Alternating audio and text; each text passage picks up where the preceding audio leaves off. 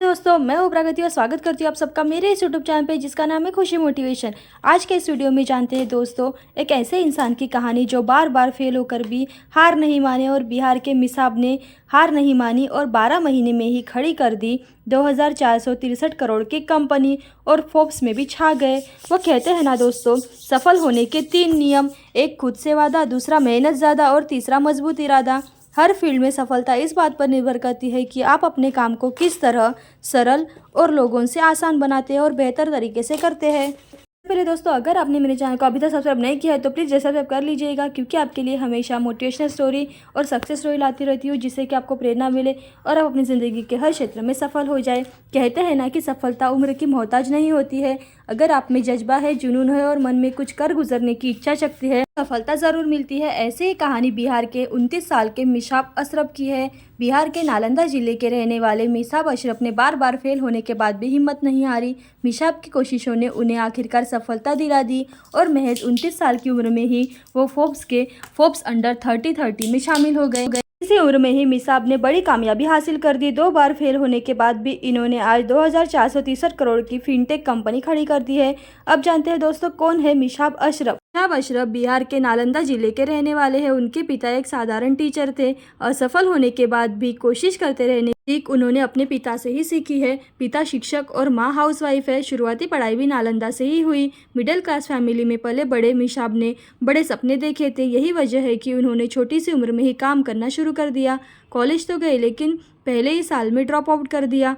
College drop out मिसाब जानते थे कि उन्हें सफलता बिजनेस से ही मिल सकती है। आईआईटी दिल्ली में एक दोस्त के साथ मिलकर उन्होंने सितंबर 2013 में सोशल पेमेंट वेंचर सिबोला की शुरुआत की। अब जानते हैं दोस्तों, 2 बार हुए फेल लेकिन हार नहीं मानी।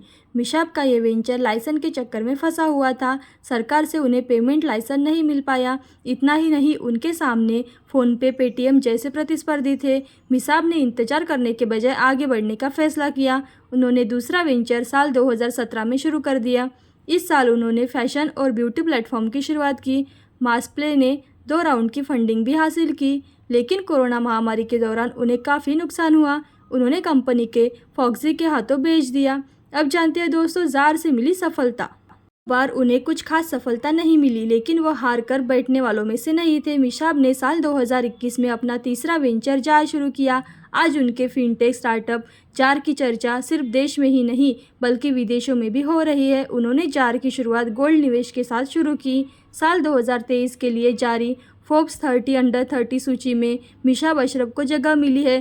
फोर्ब्स की इस सूची में शामिल होने वाले मिसाब बिहार के एकलौते युवा हैं। अपने स्टार्टअप जार के जरिए वो लोगों को छोटी छोटी बचत करने के लिए प्रेरित कर रहे हैं। उनके फाइनेंशियल ऐप की मदद से आज आप छोटी सी बचत से ही सोने में निवेश कर सकते हैं।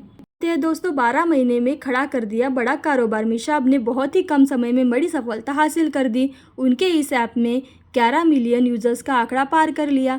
इस फिनटेक फर्म ने $58 मिलियन के निवेश हासिल किया। स्टार्टअप के शुरुआती 1 साल बाद ही उन्हें $22.6 करोड़ का निवेश मिला, जिसमें उनकी कंपनी की वैल्यूएशन $300 करोड़ यानी कि करीब 2463 करोड़ रुपए पर पहुंच गई है।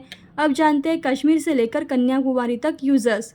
जार का हेड ऑफिस बेंगलुरु में है। जार के एक्टिव यूजर्स कश्मीर के अंडमान निकोबार तक फैले हैं। इस स्टार्टअप के आधे से अधिक यूजर टियर 1 शहरों से है, तो वही 35% यूज़र टियर 2 बाकी और 15% यूज़र छोटे शहरों से है। अगले 5 सालों में उनके यूज़र्स को बढ़ाकर 5 करोड़ तक पहुंचाना चाहते हैं। तो दोस्तों, कैसी लगी आपको मिसाब अशरफ की कहानी। ऐसे ही प्रेरणादायी और मोटिवेशनल वीडियो देखते रहने के लिए खुशी मोटिवेशन को लाइक, शेयर, सब्सक्राइब जरूर करें। थैंक यू दोस्तों।